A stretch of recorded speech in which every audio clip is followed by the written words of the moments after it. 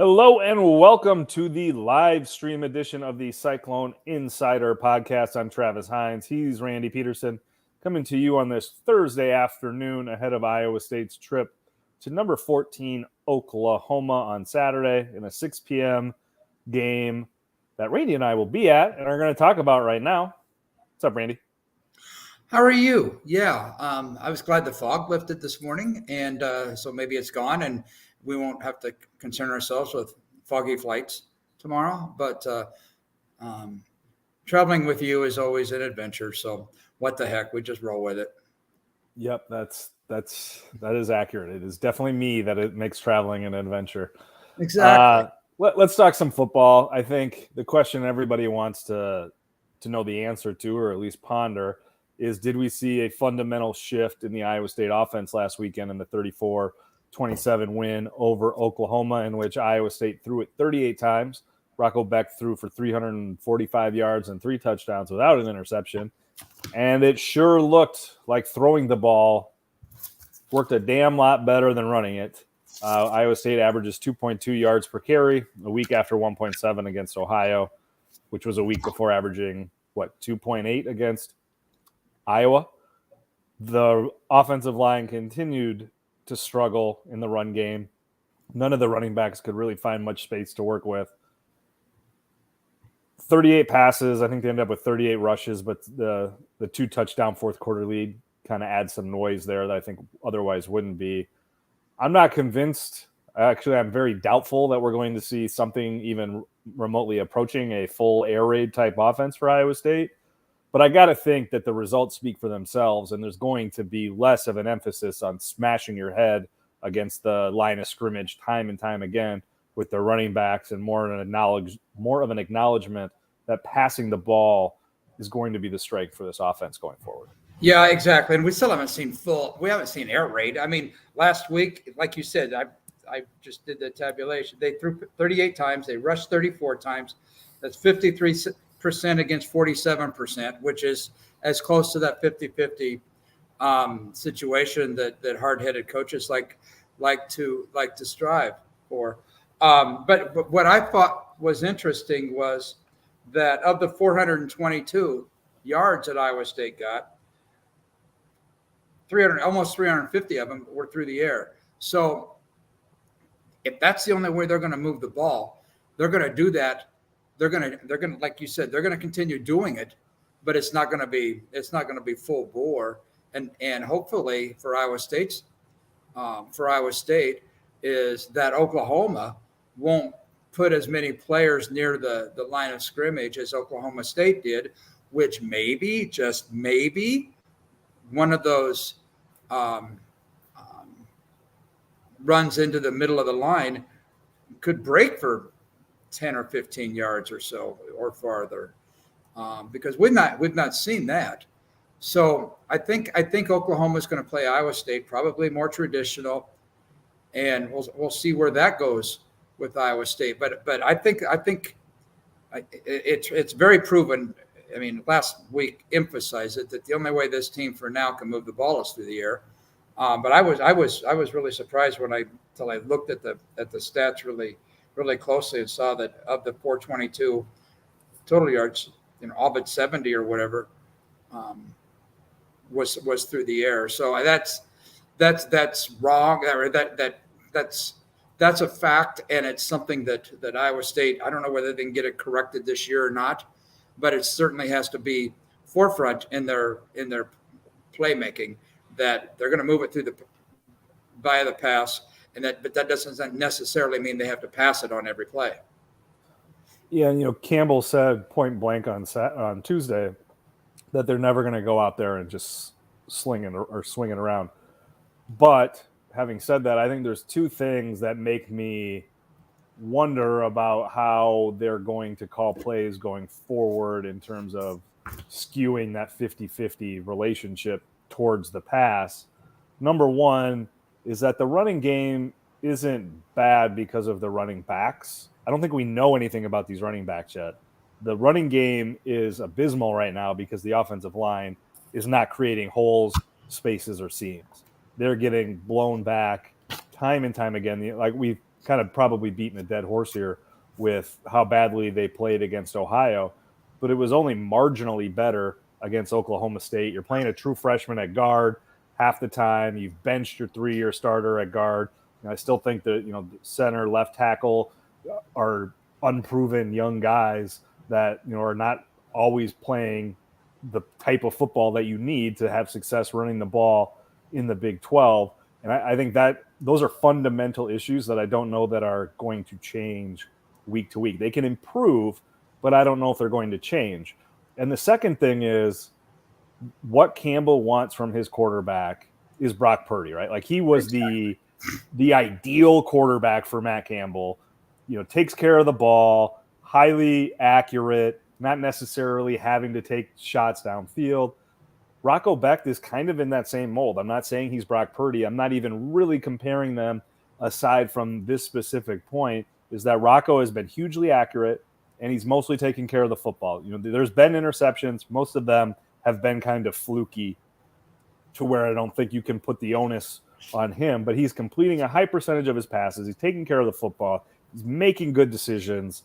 He's, to use Campbell's own words, he's earned the opportunity to have more responsibility within that offense. And when you put those two things together, a fundamental issue in the running game that we've seen now over the course of 4 games, plus a quarterback that has earned the trust of his coordinator and his head coach, to me, maybe we're not getting 80-20 passes, but 60-40, 70-30, I'm not going to rule that out, especially if they can incorporate some of the screen game and stuff to the flats that we saw at times on Saturday against Oklahoma State, where you're getting essentially long handoffs that can, maybe calm Campbell's fear about completely abandoning the run game. But yes, I agree. And like you and I talked about this earlier in the week, and like you so correctly pointed out, the more passes you throw, the more stuff that can go wrong also. I mean, Oklahoma's Oklahoma scoring drives, they're averaging 7 plays per scoring drive. So they're scoring pretty quickly. So that's, Iowa State's going to have to hang on the ball a little bit too. And like you said, if you can do it through the screen passes, through chunk pass plays like that, so be it. But there's also a fine line that if you sling it around like you mentioned, that it also can go the other way really quickly. I mean, there could be interceptions. Obviously, there's more opportunities for interceptions. It's an interesting. I'd like to be in the room with Shieldhouse and Campbell in that respect to just listen to what goes on with their conversations about that because I think anybody knows right now that the only way they're moving the ball is through the air, and Oklahoma's defense is vastly improved over the last few years. Some of that is because Venables came in a while back and hung out with the Iowa State staff, particularly John Haycock, and picked his brain on the 3-man front and on the whole Iowa State defense. So I think there's probably ways Iowa State can move the ball. Now it's just a matter of doing it. And going back to what you were saying about the offensive line, I would not be shocked to see Brendan Black starting at that other guard position on Saturday. That would absolutely not shock me at all. I didn't keep track of plays. I wish we would get snaps on the stat sheet. We've asked for it multiple times, but it would not surprise me if Brendan Black got just as many snaps as anybody else at that position. So he's good. Campbell knew that, and his staff knew that when they brought him in, and he didn't hurt himself on Saturday whatsoever. So, and he was part of an offense that protected the quarterback, protected Rocco, and so I don't see why screw that up. Just keep going with it. Yeah, I mean, I think the offensive line, again, I said it earlier, I don't think this is fixable from a fund. Like maybe the personnel is the answer. You get Remsburg back in a couple of weeks.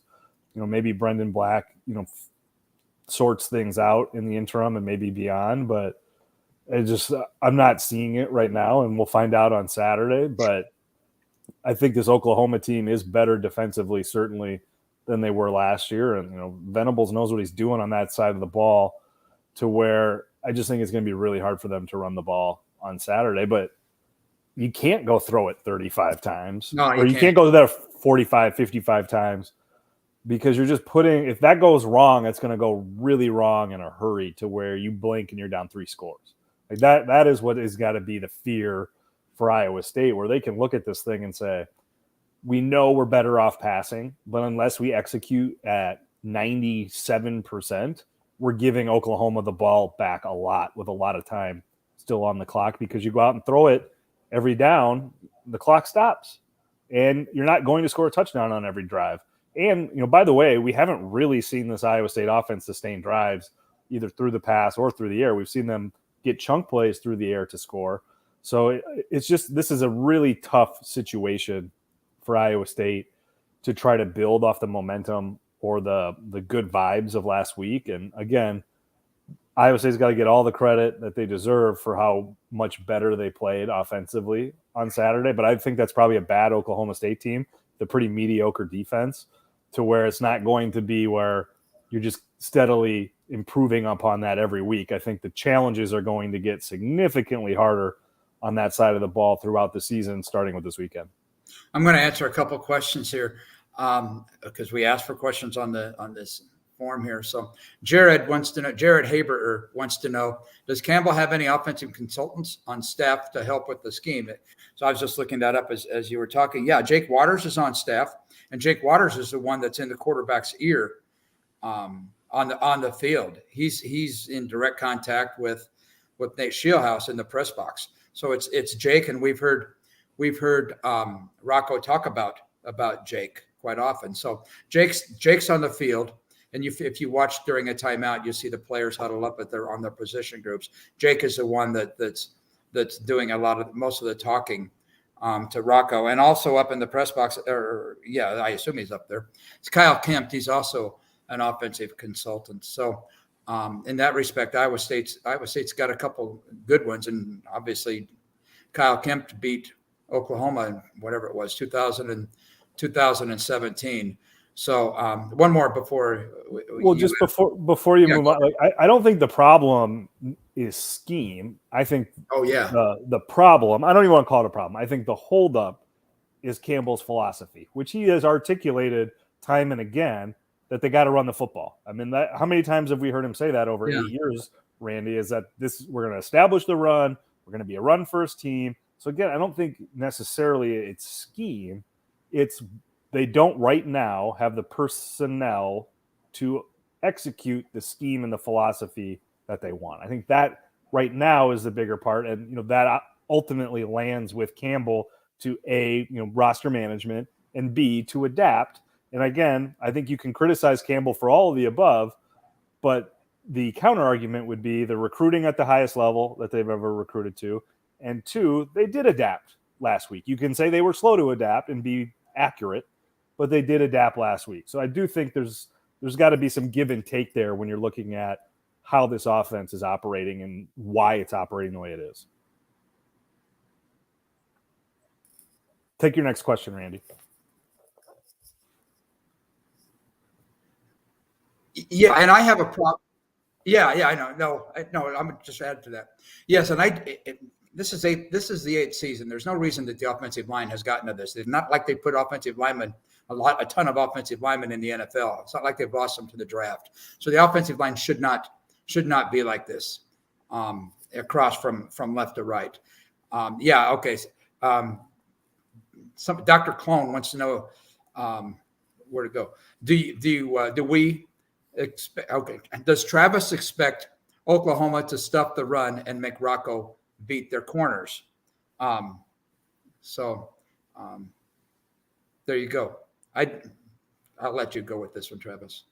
I mean, if I'm Oklahoma, and I'm not, and I'm certainly not Brent Venables, I don't know that I would initially start with stacking the box. Are you sure that Iowa State can run against 7 men in the box? Like I would test that theory first, and then if you've got to adjust, you got to adjust. But obviously, Campbell has. It shocked the heck put a out of me lot that Gundy stayed with it for as long as he did. Yeah, I mean, Campbell put a lot of the onus on It the shocked running me that game. Gundy Struggle stayed is how many people they were stacking the box. Yeah. So I wouldn't think so, but I we'll can't see. believe. I mean, Iowa Yeah. State showed a competent passing game on Saturday that you have to respect. It has not shown a competent running game yet this season. Let's not forget that the defense is going to have to come through and play its best game. And last week certainly wasn't its best game. What? That's the overlooked part of this whole thing is that Exactly. the defense still has to play lights out to give them a chance. Yeah. Like we're taking that for granted, and that's to John Haycock's credit. That's to this defense's credit for the last few years to the players that have executed the scheme, that they still have to be excellent to give this team a chance. And that's obviously baked into the philosophy, that holistically Campbell's putting together. But they were not the greatest on Saturday. And I think injury had a lot to do with that. But certainly, you raised your eyebrow a little bit watching that defense. It was good, no doubt, but it was not as great as it normally and historically has been. So I think that's absolutely true, that you got to keep an eye on that and not necessarily take for granted that group is going to be elite if those injuries are keeping guys like Malik Verdun and Darian Porter or Gary Vaughn off the field. And we've heard that on Tuesday that Gary Vaughn he practiced Tuesday, so I guess we'll just have to wait and see about that. We've heard that before. We also heard that Cartavius was practicing on Tuesday. Also, I kind of like that Ike guy. I'm not going to even try to say his last name. The defensive lineman, he played pretty well, and he's just a freshman. So I think Haycock is doing a good job on that side of the ball, as always, and the staff, as always. But they're doing a good job of maintaining the Iowa State defensive way while also integrating younger players in there for the future. Whereas the offense, I don't think the offense has that luxury to be able to do that. And that we're seeing that come to fruition. Another thing, Chase Contreras is going to have to be lights out, like he was last week, like he was in every game except one. And by the way, when's the last time Iowa State broke a kickoff return for a touchdown? Because guys knows there could be plenty of opportunities on Saturday. So for Iowa State to win, it's just all the stars are going to have to line up perfect. Like we saw in 2017, we saw in 2019, if Purdy connects on that conversion pass to LaMichael Petway. So I guess it's not out of the realm of possibility, but this is a pretty good long shot for it to happen on Saturday. Yeah, it's about a 3-touchdown underdog. Yeah. It's a tough spot to be in, and I think it's an earned spot given what the struggles that we've seen from Iowa State. And I think we're going to learn a lot about that offense, I think, in a hurry, being in that kind of environment and, really being, put a lot of onus on the quarterback to go out and make plays, or at least to move the offense down the field. Because, again, I've said it 100 times now. I don't think you can go down to Norman, Oklahoma and count on being able to run the football as currently constituted. It's going to be tough for Iowa State, but certainly you mentioned 2017. That immediately took the word impossible out of my vocabulary when it comes to football, because that was as bad of a setup as you could possibly ever imagine for a football team that ultimately went down and won the game. There's a part about that game too, Randy. Like, they fell behind early. I remember in the first quarter being like, I think I can start writing, and then obviously they shocked the world there.